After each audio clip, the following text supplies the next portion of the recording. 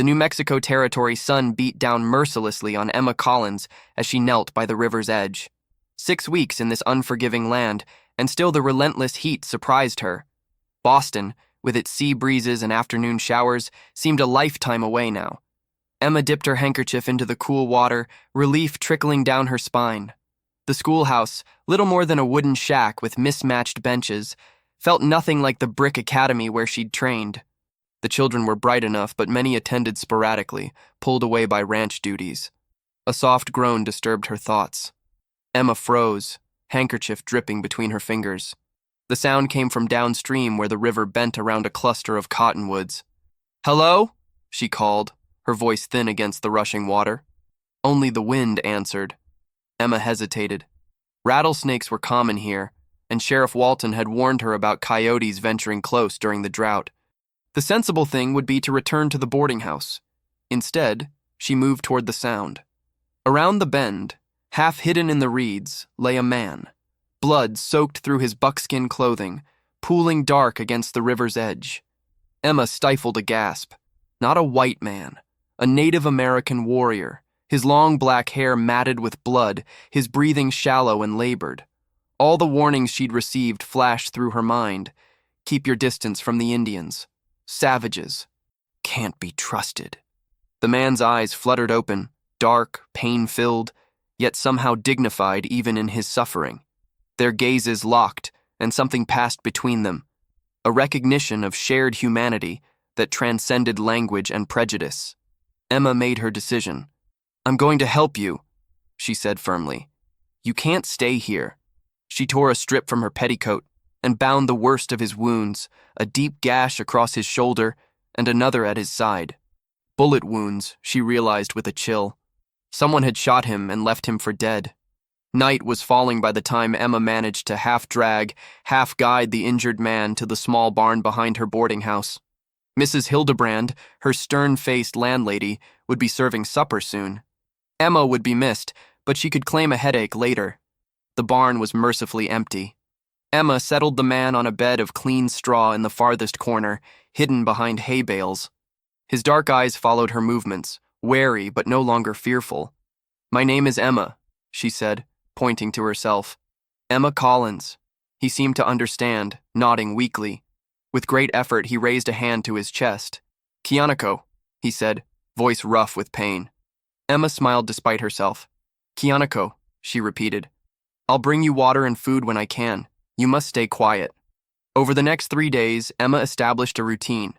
She taught by day, smuggled food to Kianako in the evenings, and tended his wounds late at night when the boarding house was silent. His recovery was slow but steady, his gratitude evident in the gentle way he clasped her hand when she changed his dressings. On the 4th night, as Emma cleaned the wound on his shoulder, Kianako spoke his first full sentence.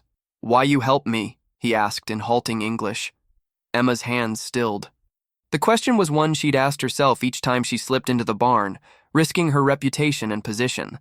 The town of Cimarron held no love for the native peoples who had once called this land their own. "Because it was right," she answered simply.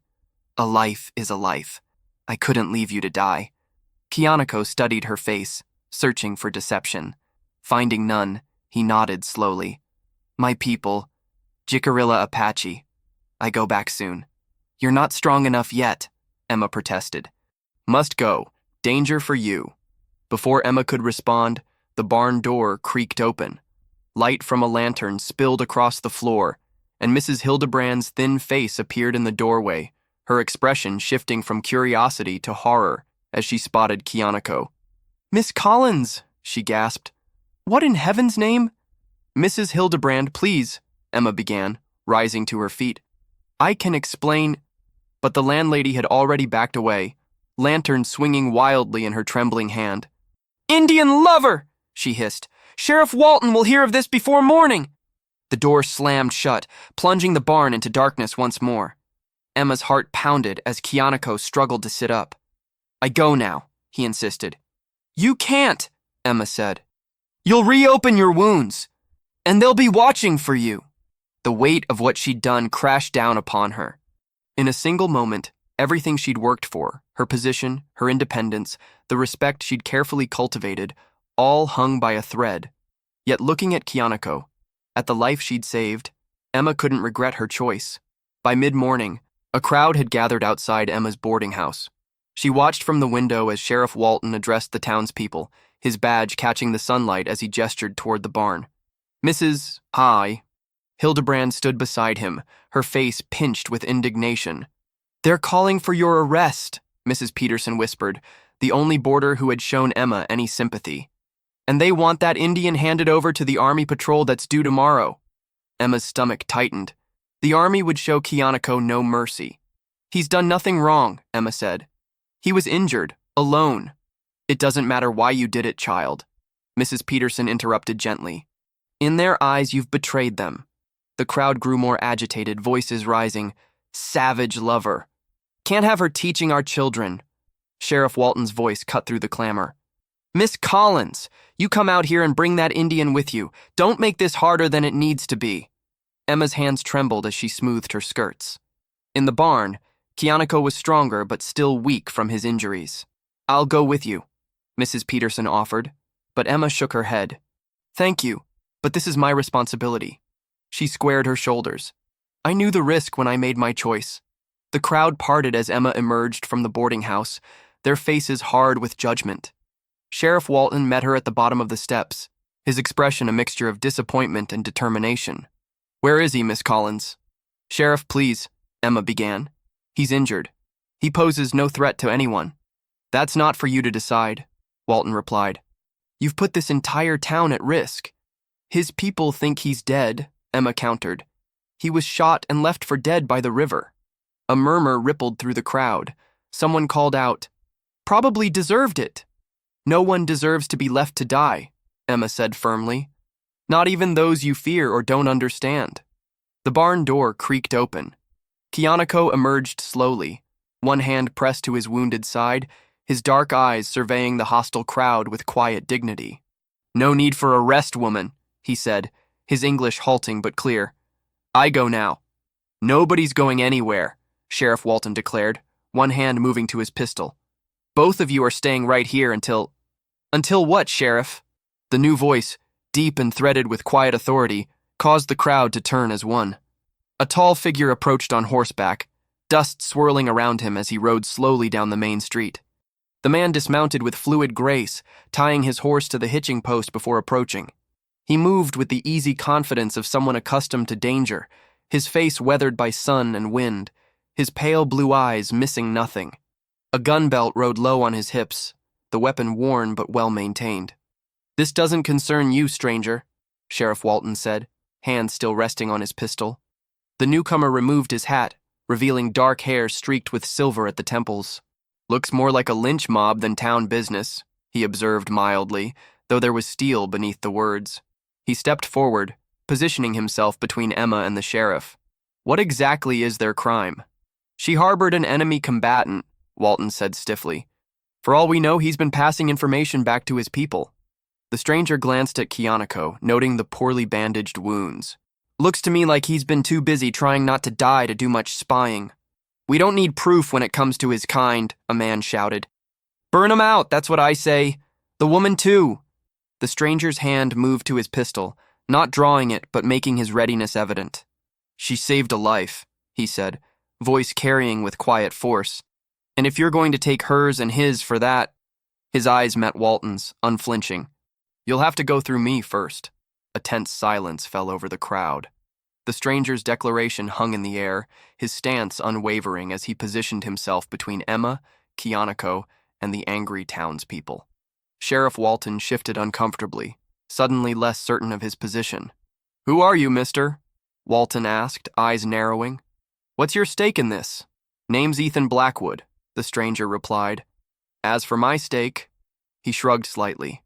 "I've seen enough blood spilled over fear and misunderstanding to last several lifetimes." The name sent a ripple through the crowd. Even Emma, new as she was to the territory, had heard whispers of Blackwood, a former Union soldier turned bounty hunter who operated by his own code of honor rather than the shifting alliances of frontier politics.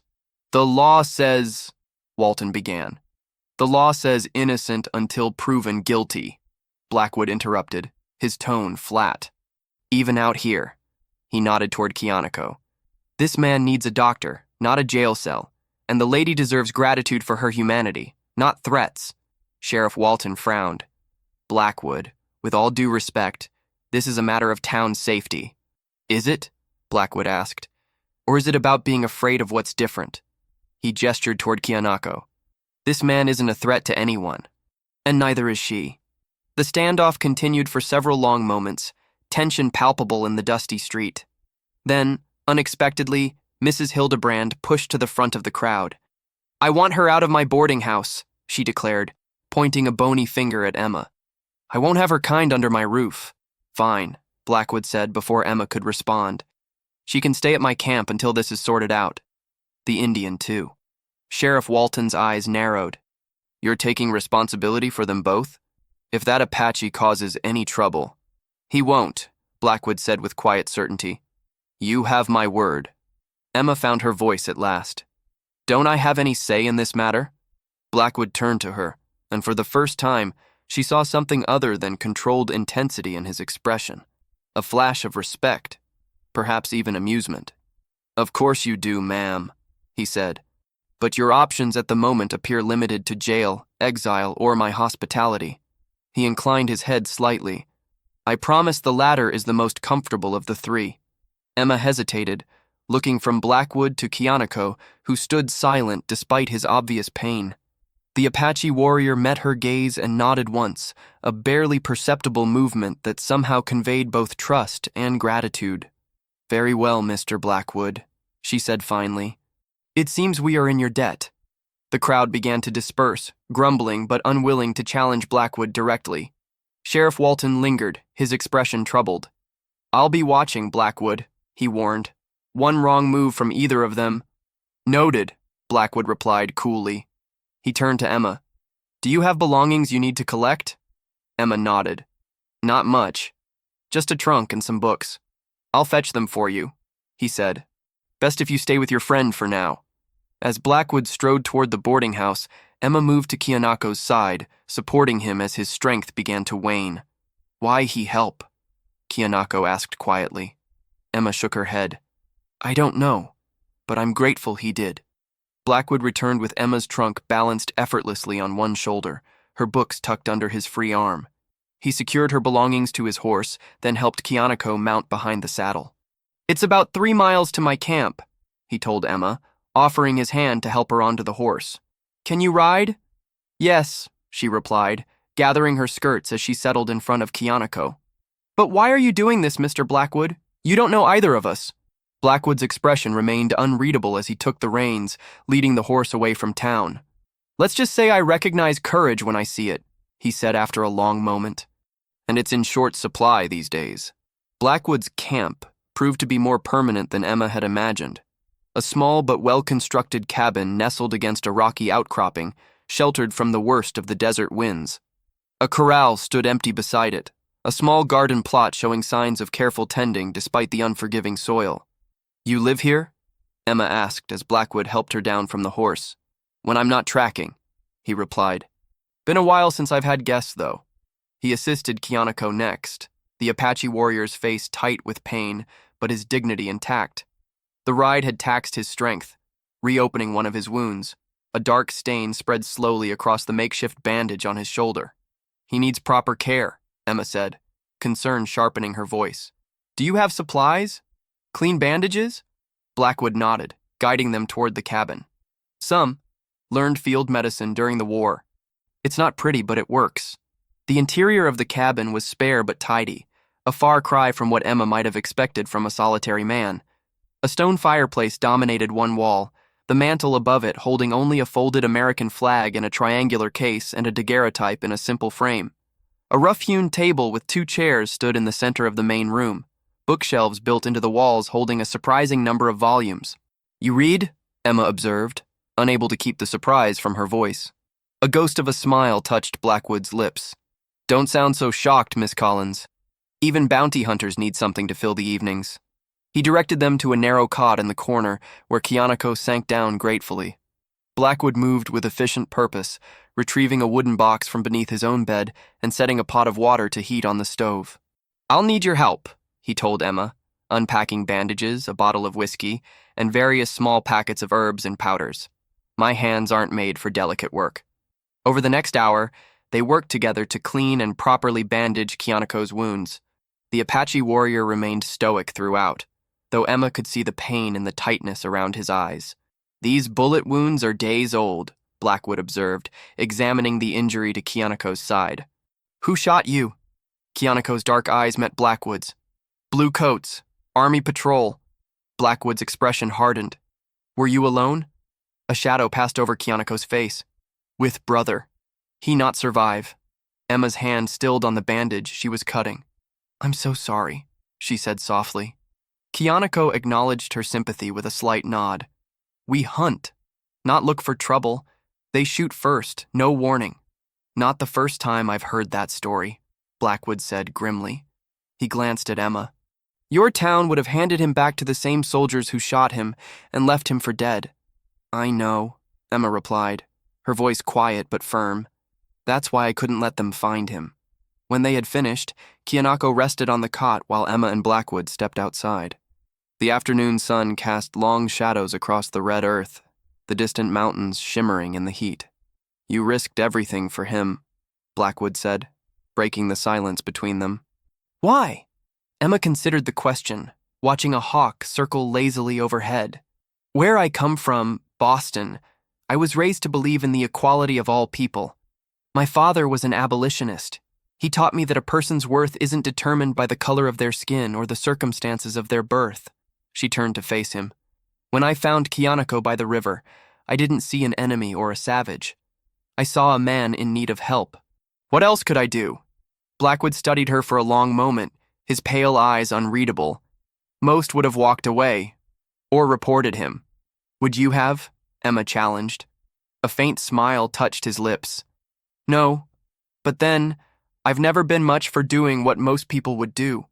He leaned against the porch railing, his gaze drifting toward the horizon. "I fought for the Union, believed in the cause, freedom, equality. After the war, came out here thinking those ideals might take root in the new territories." His expression darkened. "Instead, I found the same hatreds, just with different targets, Indians instead of slaves." "Is that why you intervened today?" Emma asked. "Your principles?" Blackwood was silent for so long that Emma thought he might not answer. When he finally spoke, his voice was rough with an emotion she couldn't quite identify.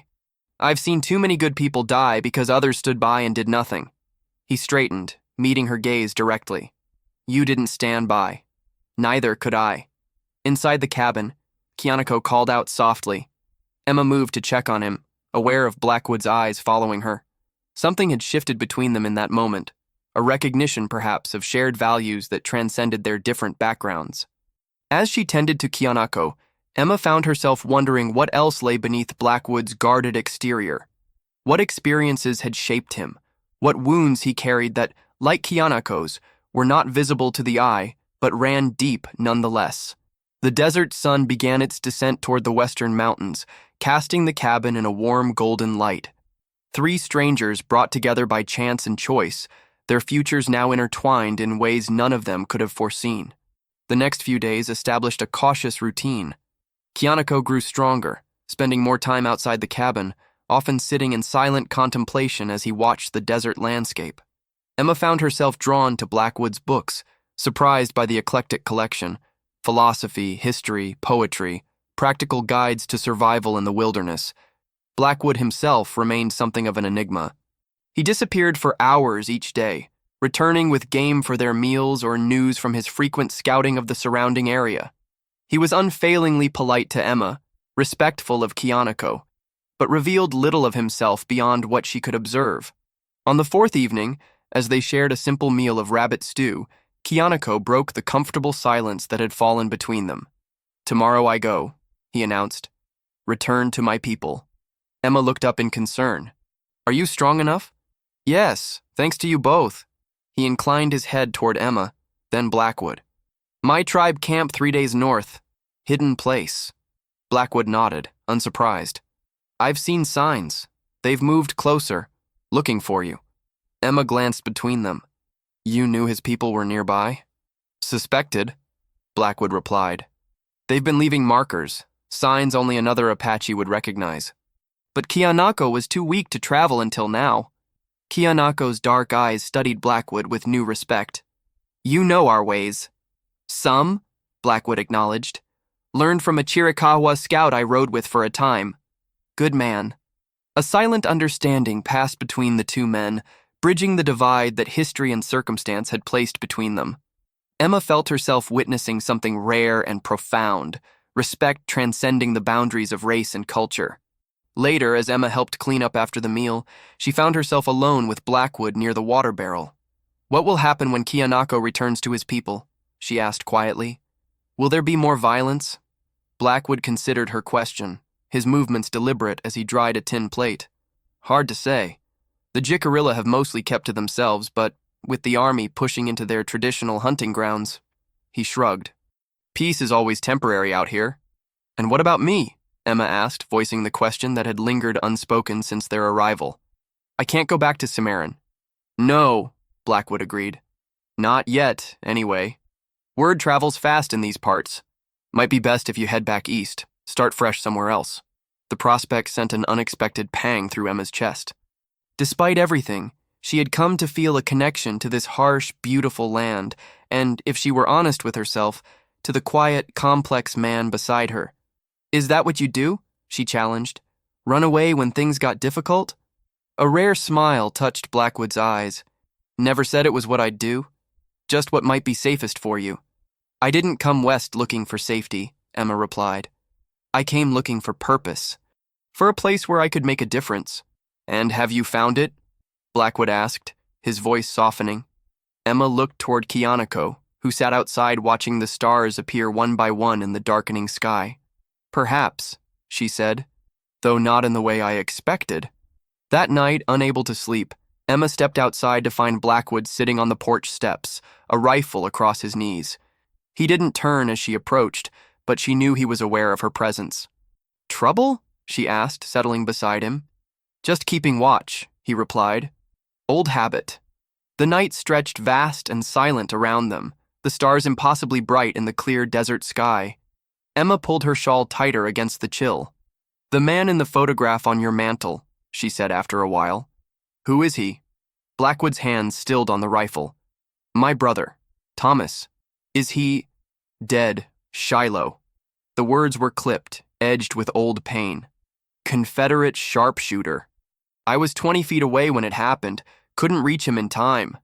Emma's heart ached for him. I'm sorry. Long time ago now. But the way his fingers tightened on the rifle told her that some wounds never fully healed. Is that why you came west? She asked gently. To escape the memories? Blackwood gave a short, humorless laugh. Can't outrun memories, Miss Collins. They ride with you wherever you go. He glanced at her, his expression softening slightly. But out here, there's space enough to live alongside them. Something in his tone made Emma wonder what other memories he carried. What other losses had shaped the man sitting beside her in the starlight? And you? He asked, surprising her. What are you running from? Emma started to deny it, then reconsidered. Expectations, I suppose. In Boston, a woman's path is clearly defined. Marriage, children, a life lived in the shadow of her husband's ambitions. I wanted more than that. Wanted to make my own way. And have you? Made your own way?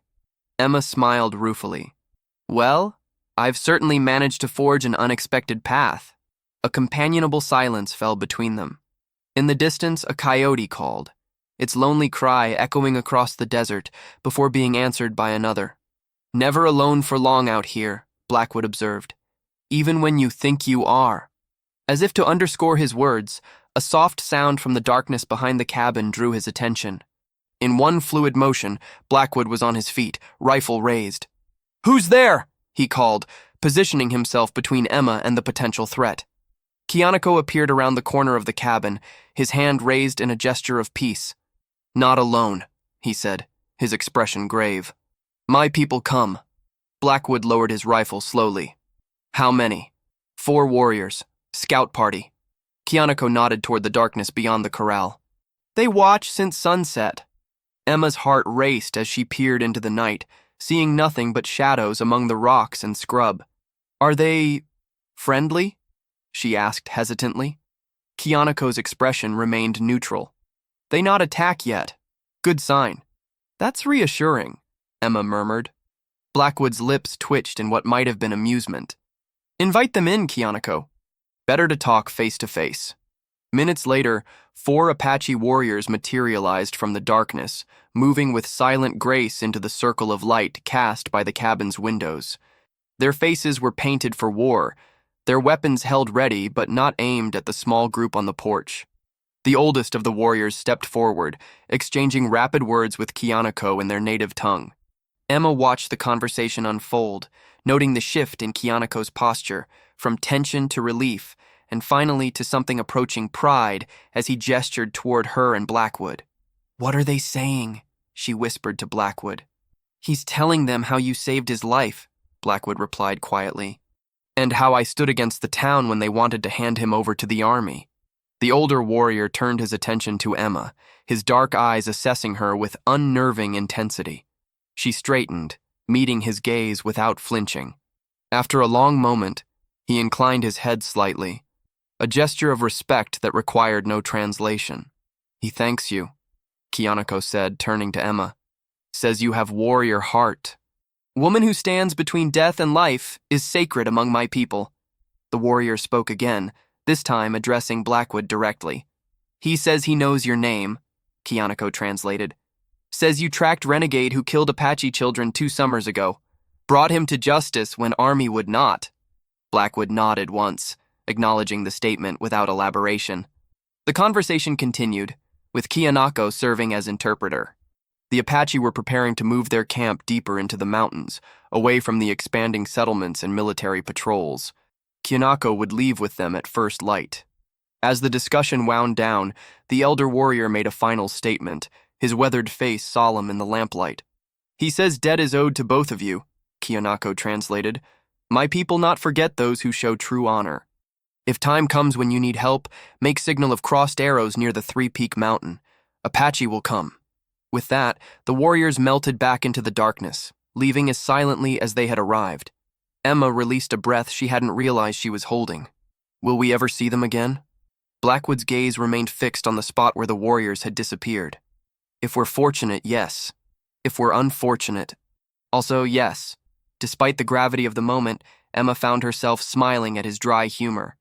Beside her, Kianako looked at peace for the first time since she'd found him by the river. Tomorrow I go with my people, he said, but part of me stay here. He touched his chest. With those who showed kindness when others showed hate. As they returned inside, Emma caught Blackwood watching her, an unreadable expression in his pale eyes. Something had shifted between them tonight, a deepening of trust, perhaps, or a recognition of shared values that transcended their different backgrounds. Whatever it was, Emma knew that her path had become irrevocably intertwined with his. And somehow, standing on the threshold of his cabin under the vast desert sky, that knowledge felt not like confinement, but like freedom.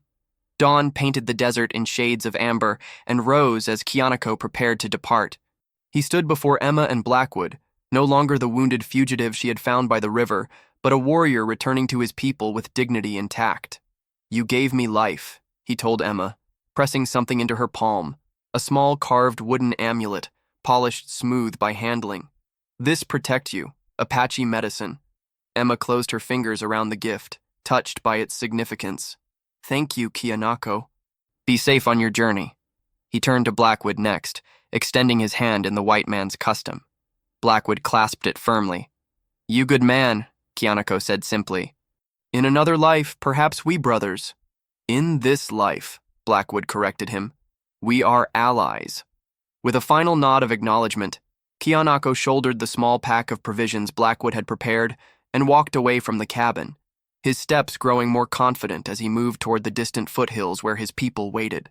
Emma watched until he disappeared from view, a curious mixture of sadness and satisfaction settling in her chest. She had saved a life and in doing so perhaps changed something small but significant in the relationship between two peoples who saw each other only as enemies. He'll be all right, Blackwood said, standing beside her as the rising sun warmed the cool morning air. I know, Emma replied. I just wonder if we will be. The question hung between them, as tangible as the dust motes dancing in the sunlight. With Kianako gone, Emma's future loomed uncertain before her. No teaching position, no boarding house, no clear path forward. Sheriff Walton will be looking for us, she continued. The town won't simply forget what happened. Blackwood's expression remained impassive, but his eyes softened as they met hers. No, they won't. But memories fade when there's nothing to keep them fresh. He turned toward the cabin. Come on. Breakfast first, plans after. Over a simple meal of cornbread and coffee, Blackwood spread a worn map across the table, his finger tracing routes through the territory. There's a settlement about 40 miles east, he said. Smaller than Cimarron, mostly ranchers and a few traders. They need a teacher for their children. Emma looked up in surprise. How do you know that? A hint of a smile touched his lips. I listen, and I ask questions when I'm in town. His finger moved to another point on the map. Or there's Santa Fe if you prefer something larger, more civilized. You've given this some thought, Emma observed, studying his face. Blackwood met her gaze directly. I have. Something in his tone made Emma's heart quicken. And where will you be while I'm teaching in this new settlement? Or in Santa Fe? He hesitated, an uncharacteristic uncertainty crossing his features. That depends. On what? On whether you want me nearby. The directness of his answer startled her. In Boston, men spoke in careful circumlocutions, their intentions veiled behind layers of propriety and social convention. Out here, it seemed, even words were stripped down to their essence. I hardly know you, Mr. Blackwood, Emma said, though the protest sounded hollow even to her own ears. You know enough, he replied simply. You've seen me at my most true. And I've seen you. Emma couldn't deny the truth of his words. In the space of a few days, they had witnessed each other's core values tested under pressure. What more fundamental knowledge could there be? I need time, she said finally. To think. To decide what comes next. Blackwood nodded, folding the map carefully. Time is something we have plenty of out here.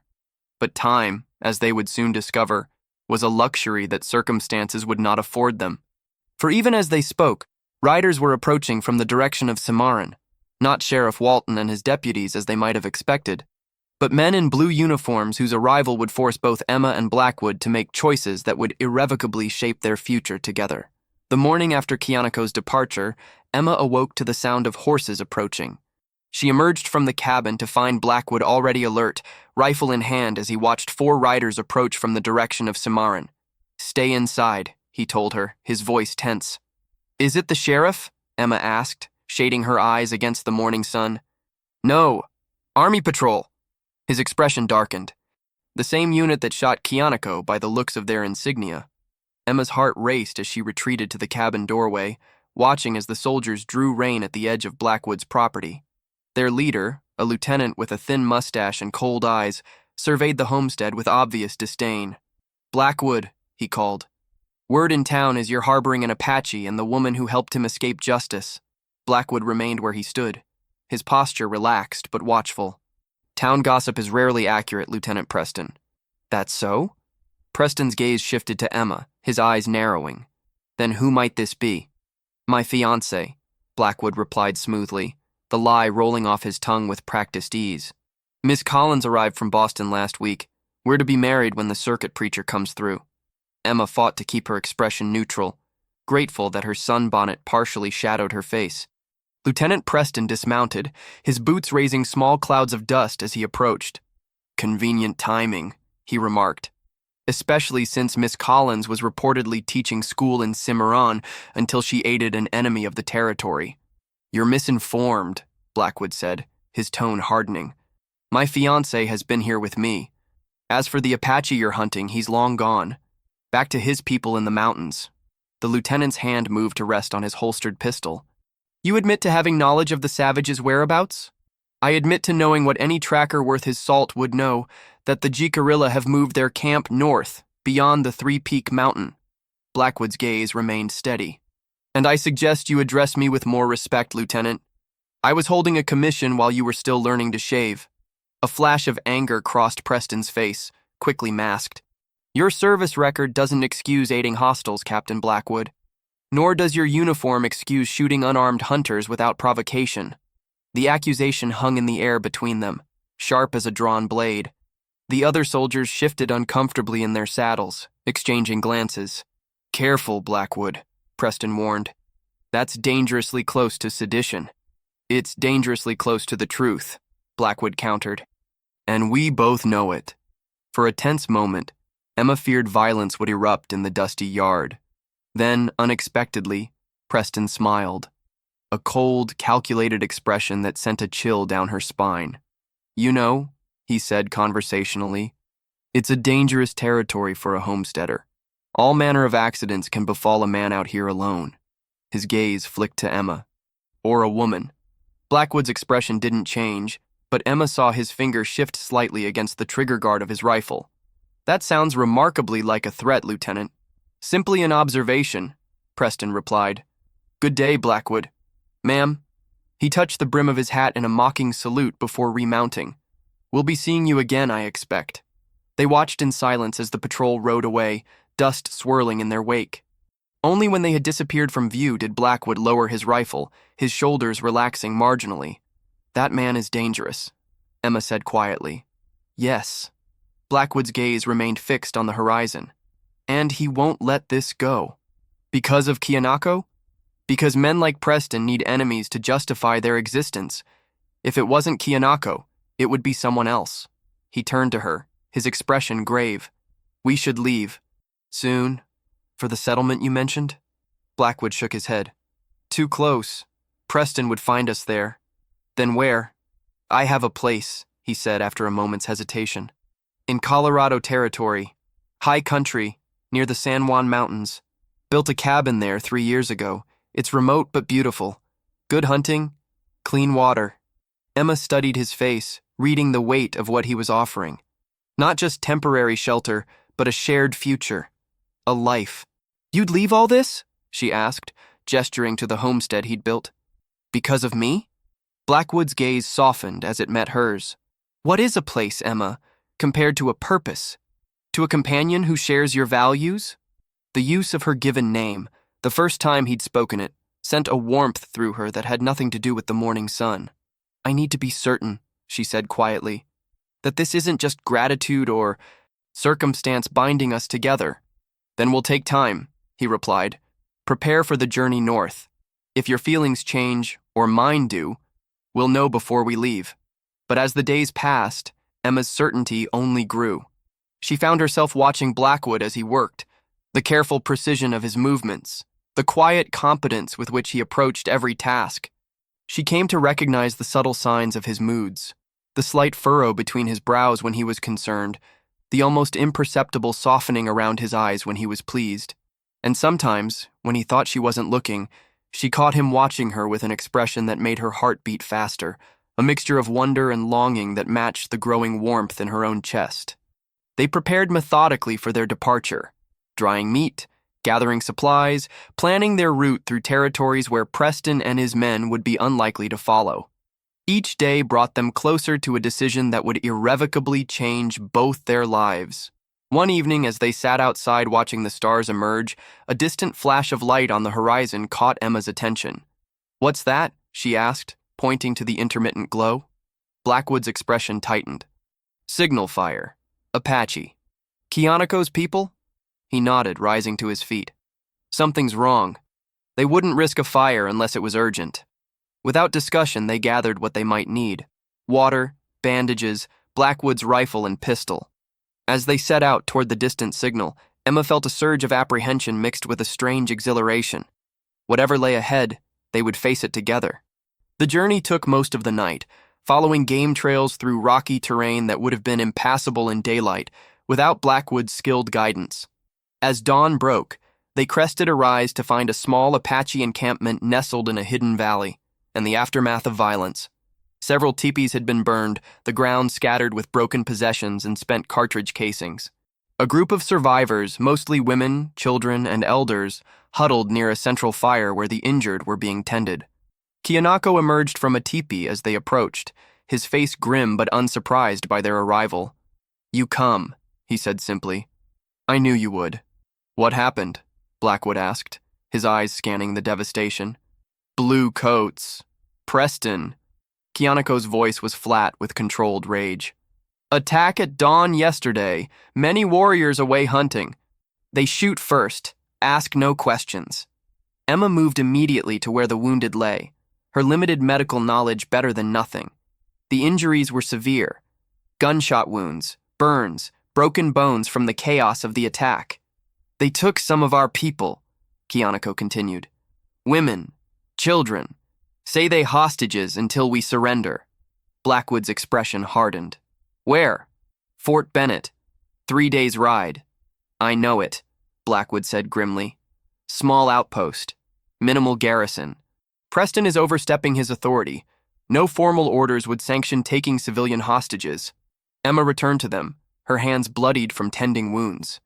We have to help them, she said, her voice firm. This is wrong. Blackwood nodded, already calculating possibilities. Preston expects the Apache to attack the fort. It's what he wants, an excuse for further violence. He turned to Kianako. But he doesn't expect me. They spent the day helping the survivors and planning. By nightfall, a strategy had emerged. Dangerous, but with a chance of success. Blackwood would approach the fort openly, using his reputation and past military rank to gain access. Emma, despite his objections, insisted on accompanying him. Kianako and the remaining warriors would position themselves nearby, ready to act if negotiations failed. This is your last chance to walk away, Blackwood told Emma as they prepared to leave the next morning. Head east, start fresh. This isn't your fight. Emma met his gaze steadily. It became my fight the moment I found Kianako by the river. The moment I chose compassion over fear. She placed her hand on his arm. The moment you stood between me and a town full of anger. Something shifted in Blackwood's expression. A softening. A surrender to what had been growing between them since that first confrontation in Cimarron's dusty street. Emma Collins, he said quietly, you are the bravest person I've ever known. He leaned forward then, his lips meeting hers in a kiss that felt like both a beginning and a culmination. Tender yet fierce, a promise and a question answered. When they parted, Emma felt as though something fundamental had changed within her, like desert earth after rain, ready for new growth, for possibility. Whatever happens, she whispered, I don't regret any of it. Blackwood's smile was rare and genuine. Nor do I. Fort Bennett appeared on the horizon late the following day, a crude wooden stockade surrounding a collection of buildings, the American flag hanging limp in the still air. Blackwood and Emma approached openly, their hands visible, their purpose clear in their steady advance. The gates opened as they neared, Lieutenant Preston emerging with 2 soldiers flanking him, his expression a mixture of surprise and triumph. Blackwood, he called. Come to surrender the schoolteacher? Wise decision. I've come to discuss the release of your hostages, Lieutenant, Blackwood replied, his voice carrying across the open ground between them. And to remind you of military protocol regarding civilians. Preston's smile was cold. Those savages are enemy combatants, not civilians, and you, Blackwood, are harboring a fugitive. His gaze shifted to Emma. Miss Collins, I'm placing you under military arrest for aiding hostiles. On whose authority? Blackwood demanded.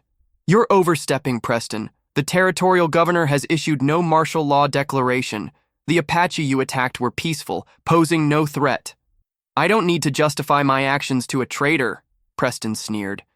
Your sympathy for these savages is well known, Blackwood. It makes me wonder which side you really fought for during the war. The moment balanced on a knife's edge. Confrontation imminent. Violence a breath away. Then, unexpectedly, a new voice joined the conversation. Lieutenant Preston, stand down immediately. All heads turned as a mounted officer approached from the east, accompanied by a small detachment of cavalry. The newcomer's uniform bore the insignia of a colonel, his bearing that of a man accustomed to command. Colonel Harrington, Preston stammered, his composure slipping. Sir, I wasn't expecting— Evidently not, the colonel replied dryly, dismounting with fluid grace despite his years. Since you've apparently taken it upon yourself to wage an unauthorized campaign against civilians and take hostages without orders. He turned to Blackwood, recognition dawning in his weathered face. Captain Blackwood, it's been some time. Blackwood nodded respectfully. Colonel, you're a long way from Washington. Inspecting frontier outposts, Harrington explained. Fortuitous timing, it seems. His sharp gaze took in Emma, then returned to Preston. Lieutenant, I want those hostages released immediately, and I expect a full accounting of your actions here. As Preston retreated, issuing orders through clenched teeth, Colonel Harrington turned back to Blackwood and Emma. I suspect there's a story here worth hearing, Captain. There is, sir, Blackwood confirmed. One that reflects poorly on the honor of the uniform. The Apache hostages, 3 women and 4 children, were released, frightened, but largely unharmed. Colonel Harrington listened gravely to Blackwood's account of Preston's unprovoked attack on Kianako and his brother, the subsequent events in Cimarron, and the raid on the Apache camp. When Preston attempted to defend his actions, the colonel cut him short. You've disgraced your commission, Lieutenant. Consider yourself relieved of command pending court-martial. Later, as the sun began to set, Harrington pulled Blackwood aside for a private word. Emma couldn't hear their conversation, but she saw the colonel press something into Blackwood's hand, a folded document of some kind, before clasping his shoulder in farewell. When they left Fort Bennett, the freed Apache hostages walked beside them. In the distance, Kianako and his warriors emerged from their hiding places to escort their people home. What did the colonel give you? Emma asked as they made camp that night, the Apache having continued on to their own encampment with promises of alliance and friendship. Blackwood withdrew the folded paper from his pocket, opening it in the firelight. Land grant, he said, a note of wonder in his voice. For the Colorado property, signed by the territorial governor. Emma studied his face across the flames. Is that where we're going? Colorado? That depends, he replied, meeting her gaze steadily. On what? On whether you'll marry me when we get there. The directness of his proposal took her breath away. No flowery speeches, no grand gestures, just a simple question that contained a world of meaning. Emma thought of Boston, of the life she'd left behind, constrained, predictable, safe. She thought of Cimarron, of the brief attempt to bring education to the frontier that had led her instead to this moment. And she thought of the past weeks, of danger faced together, of principles upheld at great cost, of the slow, inexorable growing of feeling between 2 people who recognized in each other something rare and precious. Yes, she said simply, her voice clear in the desert night. I will. Blackwood's smile transformed his face, erasing years of solitude and struggle. He moved around the fire to sit beside her, taking her hand in his. It won't be easy, he warned. The journey, the beginning there. Winters are harsh in the high country. Emma leaned against his shoulder, feeling the solid strength of him. Nothing worthwhile is ever easy, Ethan. His name on her lips felt right, a seal on the promise between them. As they rode north days later, side by side toward the mountains that shimmered blue against the horizon, Emma felt something unfurling within her chest, as resilient and unexpected as a desert bloom after rain. Hope, taking root in the most unlikely of places, and love, blooming in the midst of dust, danger, and the vast, beautiful wilderness that would become their home. Thank you for staying with us until the end of this heartfelt story. If it touched your heart, we kindly invite you to subscribe to our channel, like, comment, and share this video. Your support, truly, from the bottom of our hearts, helps us stay motivated to keep telling stories filled with love, redemption, and emotional twists. At the end of this video, you'll see another suggested story from our channel. Click and be surprised by another moving tale just like this one.